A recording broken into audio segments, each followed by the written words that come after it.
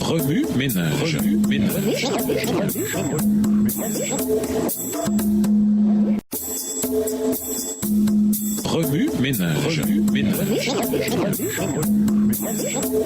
Bienvenue dans votre émission. Remue ménage. Nous voilà à la leçon 6, le ministère de Pierre. Pierre prit alors la parole et dit « Maintenant, je comprends vraiment que Dieu n'avantage personne.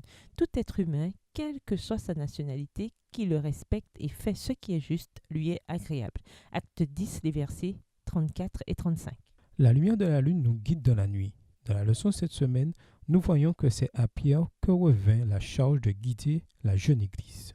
Remonter le courant. Lisons Luc 5, le verset 19.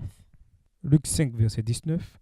Comme ils ne savaient pas où l'introduire à cause de la foule, ils montèrent sur le toit et ils le descendirent par une ouverture avec son lit au milieu de l'assemblée devant Jésus.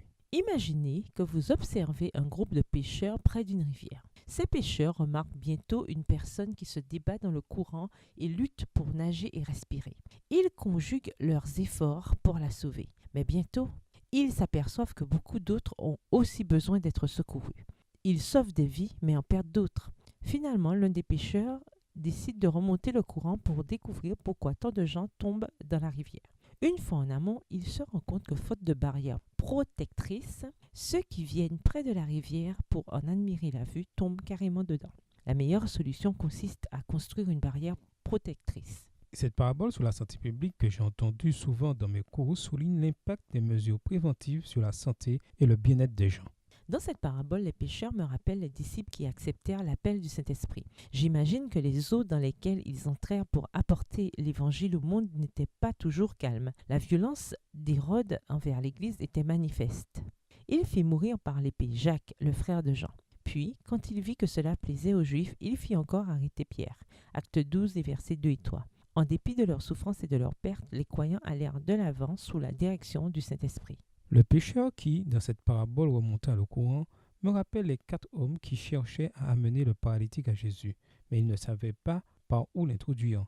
Ils le montèrent alors sur le toit, firent une ouverture parmi les tuiles et le descendirent sous sa civière au milieu de l'assemblée devant Jésus.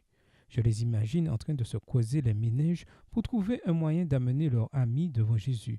À l'instar du pêcheur dans la parabole, ils décidèrent de remonter le courant.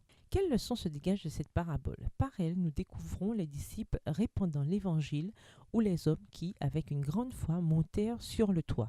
Quant à nous, nous pouvons nous identifier à la personne de la rivière ou au paralytique.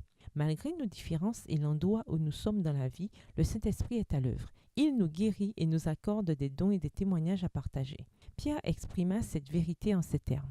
Dieu leur a accordé ainsi le même don que celui qui nous a fait quand nous avons cru au Seigneur Jésus-Christ.